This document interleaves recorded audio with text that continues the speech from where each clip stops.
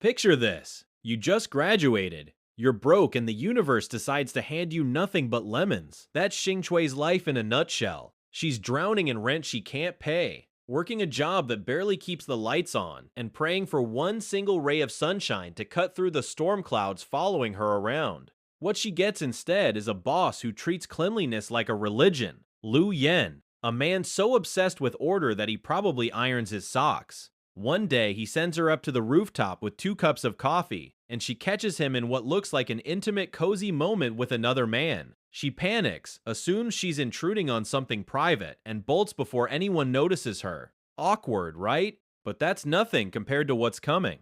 Out of nowhere, she gets a phone call that flips her world upside down. Her aunt, the woman who treated her like garbage her whole life, has died and left her a house. A house! Xingchui rushes over expecting some rundown little shack, but when she walks in, she's standing in what looks like a straight-up palace. She's jumping on the couch like Cinderella who just found her fairy godmother, absolutely buzzing with joy. And then the bubble pops instantly. Lu Yen walks out of the shower, in his own house, and finds her bouncing around like she owns the place. Turns out, she got the address wrong. Her aunt's actual house is right next door, and it looks nothing like this mansion. Mortified, she sprints out before he can even finish yelling.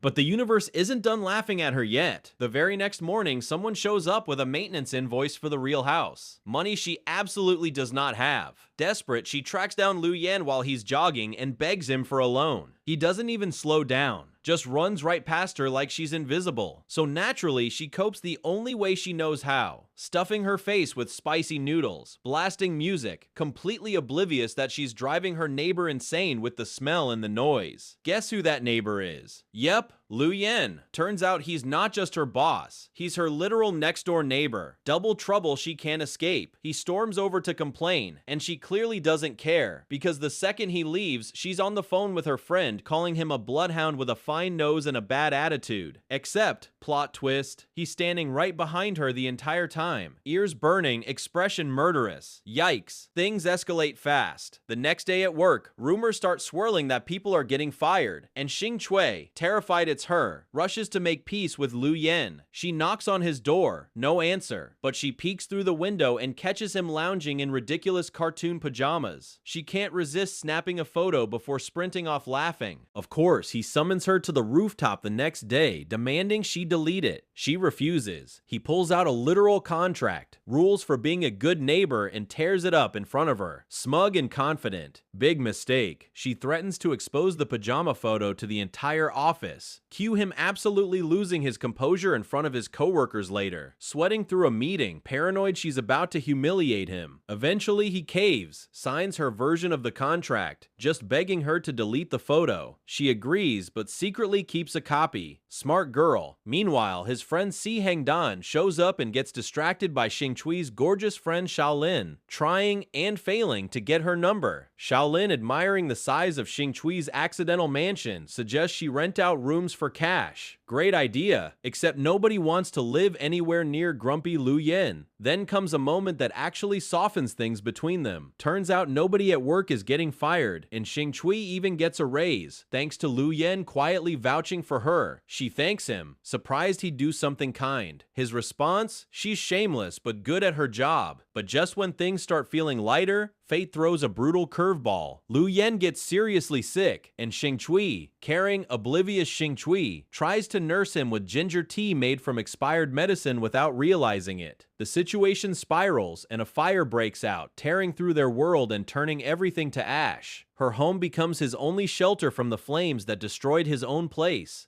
And here's where things get messy. Si Hengdan shows up accusing Xingchui of starting the fire, but Lu Yan, in a surprising act of loyalty, takes the blame himself just to protect her. That single choice changes everything between them. He offers to share his home with her properly this time, but haunted by something dark in his past, he refuses comfort, choosing instead to sleep rough rather than get too close. Eventually, exhaustion drags him right back to her doorstep, collapsing from sheer desperation. She calls her doctor friend Shaolin to help him recover, and somewhere in that fragile, vulnerable night, an unspoken agreement forms between them. Reluctant, quiet, but undeniable. Weeks pass. Laughter fills their shared space until jealousy creeps in. Lu Yan starts suspecting Si Hangdan has feelings for Xing Chui, completely missing that Si Hangdan is actually chasing Shaolin instead. Misunderstandings pile up, tension boils, and just when things threaten to fall apart completely, disaster strikes. A billboard collapses, and Lu Yan throws himself forward to save her, getting injured in the process. As she tends to his wounds, something shifts. The space between them disappears. But peace never lasts long in this story. A scooter accident, an explosive argument, and Xing Chui, pushed too far, throws him out, ending their fragile arrangement completely.